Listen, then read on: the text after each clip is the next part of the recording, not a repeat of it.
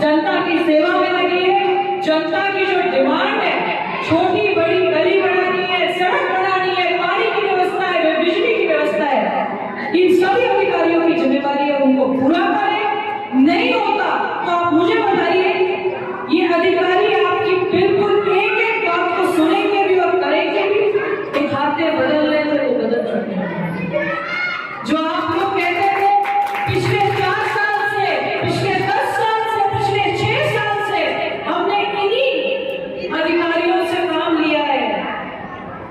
आज मैं माननीय मुख्यमंत्री जी का इस मंच से धन्यवाद करना चाहती हूँ। ज्यादा नहीं तो 75 से 80% अधिकारियों के तबादले उन्होंने काम विधानसभा से किए। इस बात को भी मैं मानती हूँ कि कुछ ऐसे तबादले होंगे जो रह गए, उनको भी पुरजोर कोशिश करके मेरा आपसे वादा है कि जो अपने कार्यकर्ताओं के रह गए हैं उनको भी इसी महीने में पुरजोर कोशिश करके करेंगे। मुझे लगता है आज जो सुंदर भवन को हमारा आप देख रहे हैं, उनको कुंवर जगत सिंह जी ने मेरे ख्याल से फट दिया 10 साल पहले, 10 साल पहले दिया 2018। तो पिछली सरकार भी चली गई, भाजपा सरकार ने काम दिया, भाजपा सरकार ने काम में वृद्धि करी और इस निर्माण करके दिया। जो पिछली सरकार ने की, उन्होंने इस तरीके की समाज की 36 बिरादरी की, समाज को एक होकर आगे ले जाने की सोच को कभी नहीं दी। तो कहने का अर्थ है तब भी भाजपा सरकार थी, आज भी भाजपा सरकार है। भाजपा सरकार ने उस फंड में और वृद्धि कर कि एकदम सीधे रूप से इस भवन का निर्माण हो सके, ये भाजपा सरकार की देन है। आज हमने डी गेट का भी एक लोकार्पण निर्माण कार्य का किया है। मैं आपको विश्वास दिलाना चाहती हूँ, 1 साल से आप सभी सोच रहे होंगे क्या हो रहा है, कैसे चलेगा।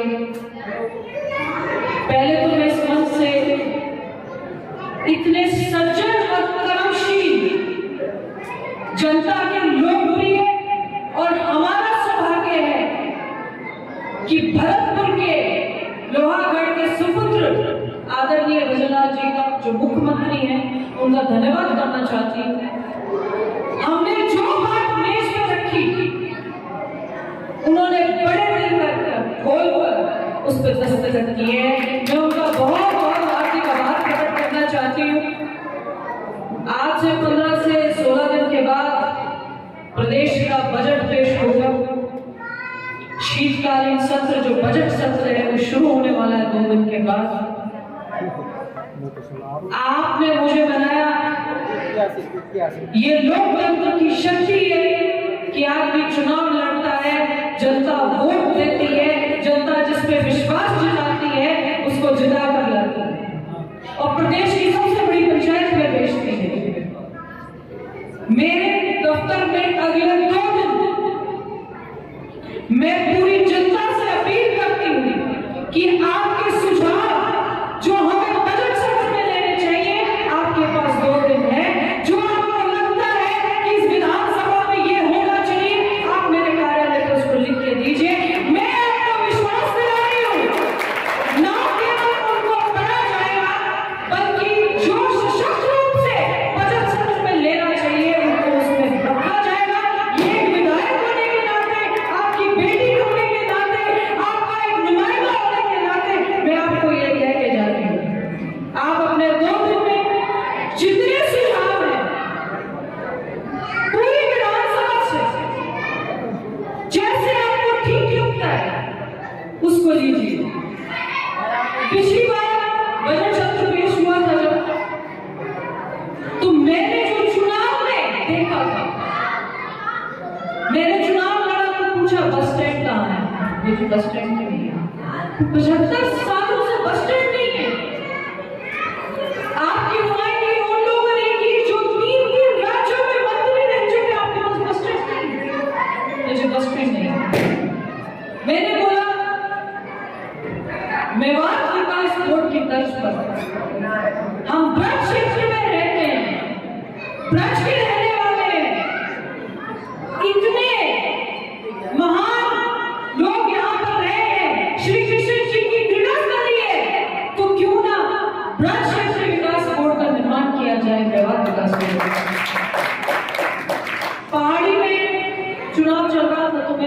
कभी इसको नगर पालिका बनाने का नहीं सोचा?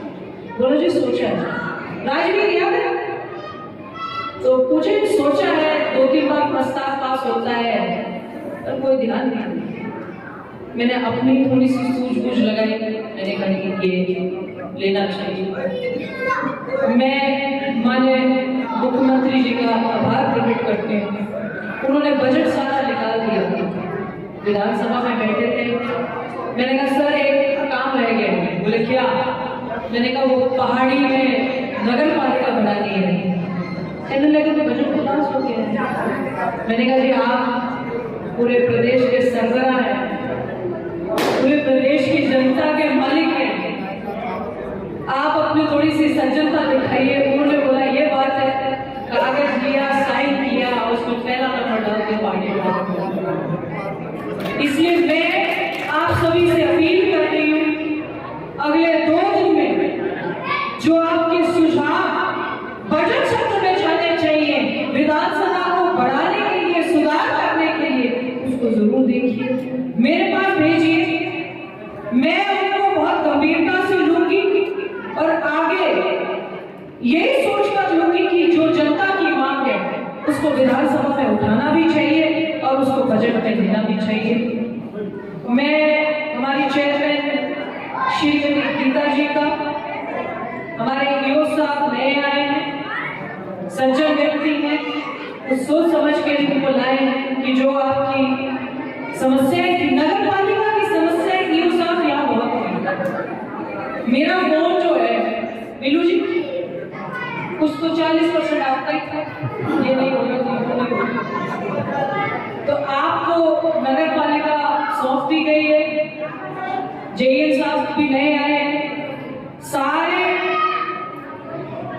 कर्मचारियों अधिकारियों का तबादला किया नगर पालिका से। नगर पालिका को शुभ रूप से अब आप चलाइए। आज ये जो भवन का निर्माण हुआ है नगर पालिका द्वारा वो किया गया है।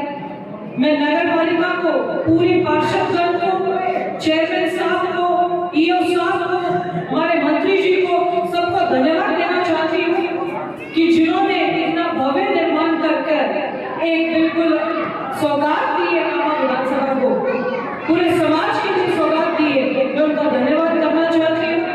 हमारे साथ आए सभी मंडल के अध्यक्ष, पूर्व मंडल के अध्यक्ष, हमारे भाजपा के श्रेष्ठ कार्यकर्तागण, नेतागण, पार्टी के कर्मठ साथीगण, सरपंच साहिबान, एक्स सरपंच साहिबान, पंचायत समिति के प्रधान और उनसे भी कई गुना ज्यादा मेरे बुजुर्ग, मेरे बड़े भाई, मेरी माएं, मेरी बहनें, आप सभी का धन्यवाद करती हूँ। और ऐसे ही हम और आप मिलते रहे। पर मेरा आपसे सुझाव है, मेरा आपसे निवेदन है, अगले 2 दिन में आप जो काम विधानसभा में करना चाहते हैं, करवाना चाहते हैं, कोई ऐसा प्रश्न हो कि आप इस नुमाइंदे के स्तर से विधानसभा में उठाना चाहते हैं, मेरी आपसे अपील है उसको 2 दिन में दफ्तर पे दीजिए। उनको ना केवल देखा जाएगा, सुना जाएगा, पर मेरा आपसे वादा है कि उन मुद्दों को उठाया भी जाएगा और बजट में दिया भी जाएगा। मैं पत्रकार मीडिया बंधुओं का बहुत बहुत धन्यवाद करना चाहती हूँ।